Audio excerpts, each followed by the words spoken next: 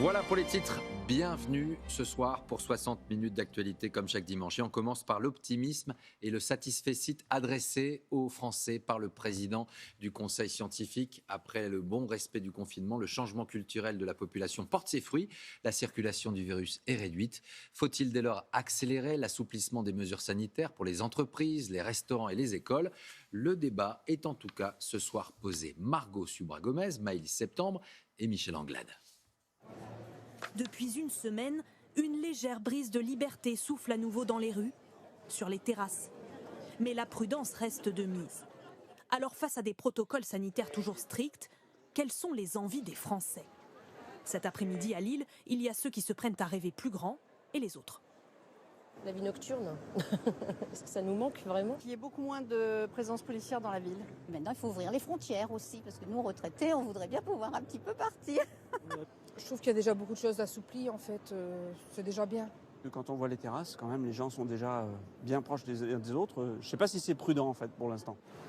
Assouplir le déconfinement, les entreprises et les parents d'élèves le souhaitent. Mais au-delà de la nécessité sociale, sommes-nous prêts ? Oui, selon le Conseil scientifique, car le virus circule moins activement. On dénombre environ 1000 contaminations chaque jour contre près de 6000 au plus fort de l'épidémie. Depuis, les Français ont aussi adopté les gestes barrières. Alors pour cet infectiologue, les voyants sont au vert. Le virus ne circule plus du tout comme il circulait avant. On a des méthodes diagnostiques qui sont très fiables. On arrive à très rapidement identifier les personnes qui sont positives, à les isoler. Alléger le protocole sanitaire, est-ce sans risque ? Non, notamment à cause des gros rassemblements. C'est ce que redoutent le plus les autorités, comme avec ces matchs de football clandestins, sans aucune distanciation physique. Cet épidémiologiste veut mettre en garde. Les regroupements de plusieurs centaines, voire milliers de personnes qui pourraient donner lieu à des infections majeures et des très gros clusters qui seraient à la fois très difficiles à gérer et potentiellement, en fonction des populations, peut-être difficiles aussi à détecter. Accélérer ou non le déconfinement, c'est aujourd'hui le dilemme au plus haut sommet de l'État. Alors, jusqu'où aller dans ce processus ? Le dilemme n'est pas simple. La France enregistre donc toujours entre 1000 et 2000 contaminations nouvelles par jour, selon Jean-François Delfraissy. Le gouvernement reste prudent et a toujours les yeux rivés sur les chiffres en France, mais aussi sur l'évolution de la situation à l'étranger, en Italie notamment. L'idée, en tout cas, d'un assouplissement des mesures à l'école est envisagée avant la fin du mois de juin. Florence Bouquilla, Gérard Jongy. Des règles sanitaires un peu plus souples au sein des écoles. Même le président du Conseil scientifique y songe. Jean-François Delfraissy propose d'alléger le protocole sanitaire pendant les repas, les récréations ou le sport. À condition, toutefois, de conserver les mesures barrières essentielles. Cet allègement des règles, le ministre de l'Éducation l'avait déjà évoqué jeudi dernier. L'assouplissement du protocole sanitaire, j'espère qu'il pourra arriver bientôt. Tout de suite, ce serait trop tôt, puisque ça ne fait que 3 semaines que nous avons commencé. Il faut rester prudent par rapport à ces enjeux. Pour les parents d'élèves, une telle évolution serait la bienvenue. Il y a un moment, il est temps peut-être d'assouplir les choses au niveau de l'école pour qu'il n'y ait pas ce décalage entre l'école, qui soit un lieu hyper sécurisé, presque médicalisé, et la rue, qui est un lieu dans lequel on revit normalement. D'autant que les enfants, on le sait maintenant, sont beaucoup moins contagieux que les adultes et mieux protégés face aux infections. Alors pour certains pédiatres, quelques règles devraient être réévaluées, par exemple celle de la limitation à 15 élèves par classe. Un nombre d'enfants par classe n'a pas de sens réel si on ne connaît pas l'architecture de la classe. Il est évident que dans les grandes classes, on va pouvoir maintenir un distancement d'1 mètre chez les enfants et qu'on va pouvoir accueillir 20 enfants par classe. Avec le protocole sanitaire, depuis le 11 mai, seuls 27% des écoliers sont retournés en classe, 18% des collégiens, et en général seulement 1 ou 2 jours par semaine. Assouplir les règles avant les vacances d'été permettrait à un plus grand nombre d'enfants de retrouver l'école, une sorte de répétition générale en attendant la rentrée scolaire de septembre.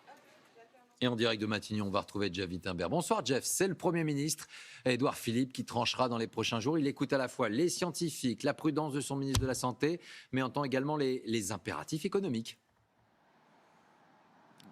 Oui, Laurent, et ce qu'on dit autour du Premier ministre, c'est que, je cite, on ne change pas un protocole sanitaire en claquant des doigts. Oui, on entend le professeur Delfraissy, oui, l'épidémie recule et oui, il faut revenir à une vie de plus en plus normale, mais sans, je cite encore, aller dans le décor. Alors concrètement, qu'est-ce que cela veut dire? C'est qu'à ce stade, eh bien, la date de retour intégral, si j'ose dire, dans les écoles, c'est-à-dire un élargissement des classes pour permettre à plus d'élèves de revenir à l'école, eh bien, elle ne change pas. Elle est toujours fixée au 22 juin, c'est-à-dire la phase 3 du déconfinement, même si, c'est ce qu'on nous explique au ministère de l'Éducation nationale, on est techniquement prêt à cet élargissement. Alors certes, il ne restera le 22 juin que 2 semaines de classe, mais cela vaudra aussi pour le périscolaire, pour les vacances aussi des enfants dans les centres de vacances. Pas de changement à ce stade, c'est toujours le 22 juin. Et pour le reste, par exemple, un assouplissement des règles des terrasses, par exemple, qui pourrait permettre aux restaurants et aux cafés de la région parisienne de réouvrir.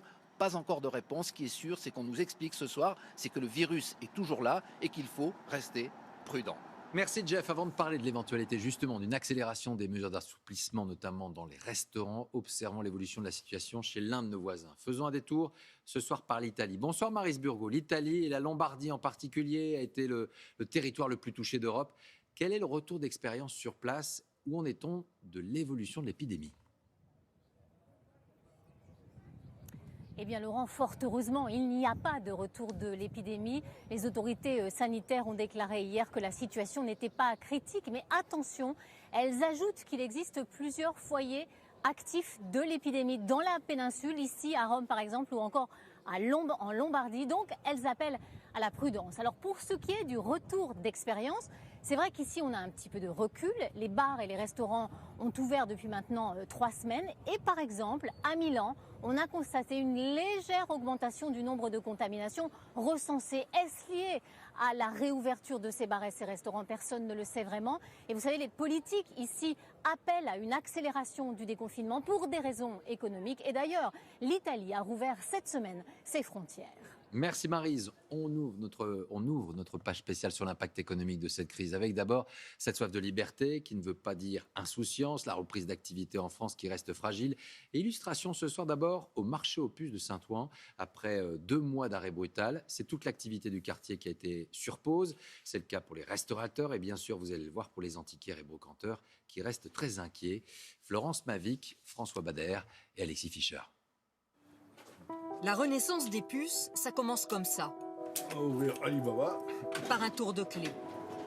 Bernard Riconti fait partie des 2000 marchands qui travaillent aux puces de Saint-Ouen. Ça, c'est le fauteuil du chef. Jamais son rideau n'était resté baissé aussi longtemps. Le fait de revenir ici, ça, c'est comme une libération. C'est comme si vous permettiez d'aller en vacances. Parce que nous, en fait, le boulot que l'on fait, c'est aussi un plaisir. Mais depuis leur réouverture, les puces, ça n'est plus le joyeux bazar habituel. Nombre de visiteurs limité, port du masque, produits désinfectants, la préfecture de Seine-Saint-Denis impose un règlement strict. De quoi désarçonner certains acheteurs au moment de négocier. Le masque, ça casse pas un petit peu l'ambiance? C'est vrai que c'est mieux de parler sans masque, oui. Et on voit les expressions des visages, c'est quand même agréable. Et dans les allées, ça n'est pas la foule des grands jours. Les visiteurs étrangers ont déserté les lieux, aux grandes dames des brocanteurs. Américains, russes ou asiatiques assurent une bonne part du chiffre d'affaires des puces, environ 400 millions d'euros annuels. Pour le moment, c'est donc une clientèle française que retrouve petit à petit Cécilia Lahaye. Vous avez fait des ventes?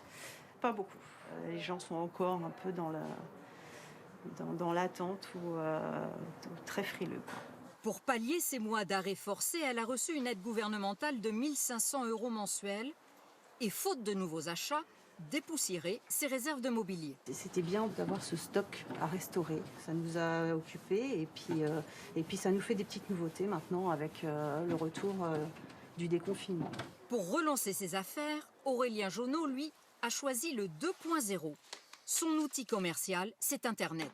Être présent sur les réseaux sociaux, on s'est rendu compte que pendant cette période de crise, c'était le nerf de la guerre et que ça nous permettait d'avoir une visibilité H24. Et pour séduire de potentiels acheteurs, voici son argument post-coronavirus. Est-ce que le monde d'après, c'est pas acheter de l'ancien, refait et qui fait accessoirement bouffer l'ébéniste, le tapissier et le marchand de province en fait? Parce que mine de rien, un fauteuil qui arrive sur le stand, c'est passé par 5 mains. elle aussi mise sur les réseaux virtuels. Bonjour à tous. Aujourd'hui, je suis au marché Dauphine. Nous allons faire 1 heure de shopping d'antiquités. Danielle Pelletier est guide accompagnatrice. Elle travaille pour une agence américaine. En temps normal, elle promène sa clientèle étrangère à travers les puces. Aujourd'hui, via son téléphone portable, elle mène ses visites en live avec ses interlocuteurs installés chez eux aux États-Unis. C'est une visite gratos des puces qui leur permet de patienter jusqu'à ce qu'ils puissent venir en personne. Mais le but reste le même, convaincre les clients d'ouvrir leur porte-monnaie, même à l'autre bout de la planète. Alors, accélérer ou non le processus, la frontière est fragile. Vendredi à Perpignan, le préfet hésitait à refermer les bars face à un trop grand relâchement. Et en même temps, on évoque l'éventualité donc d'une accélération du calendrier de la reprise d'activité. Direction Toulouse ce soir. Bonsoir Marie-Candice Delouvrier. On le sait, de nombreux restaurateurs sont impatients. Est-ce que c'est le cas également à Toulouse ? Oui, Laurent, particulièrement ici, place du Capitole, puisqu'à cette heure-ci, pour un dimanche de juin, vous devriez voir toutes ces terrasses autour de moi bondées. Et vous le voyez, elles sont clairsemées. Et ce, malgré l'autorisation donnée par la mairie d'extension des terrasses, le chiffre d'affaires n'est pas au rendez-vous. À peine 40% pour cet établissement par rapport à un dimanche classique que vous dirigez, Monsieur Bouscastel. Donc c'est donc pour vous une des explications, la lourdeur du protocole sanitaire en est la cause. Alors écoutez, le protocole sanitaire, oui, le port du masque déjà est un premier point. On a beaucoup de clients qui arrivent sans masque aujourd'hui. Pour nos collaborateurs, c'est compliqué également de travailler avec un masque. Ensuite, on a l'écart entre les tables. Bon, ça, nous, on a de la chance, place du Capitole, on a pu s'étendre, mais il y a beaucoup de nos collègues qui ne peuvent pas le faire. Et ensuite, après le protocole d'hygiène, finalement, on a quand même l'habitude de travailler de manière propre dans les restaurants, donc ça, c'est pas un gros problème. Et on a un gros manque de touristes également sur notre place. Et on est quand même un établissement qui marche beaucoup avec les touristes l'été. Donc une volonté d'alléger ce protocole et aussi une volonté de la profession d'être directe, puisque ici, rien qu'à Toulouse, ce sont 3 000 à 4 000 emplois qui sont menacés dans la restauration. Merci à vous.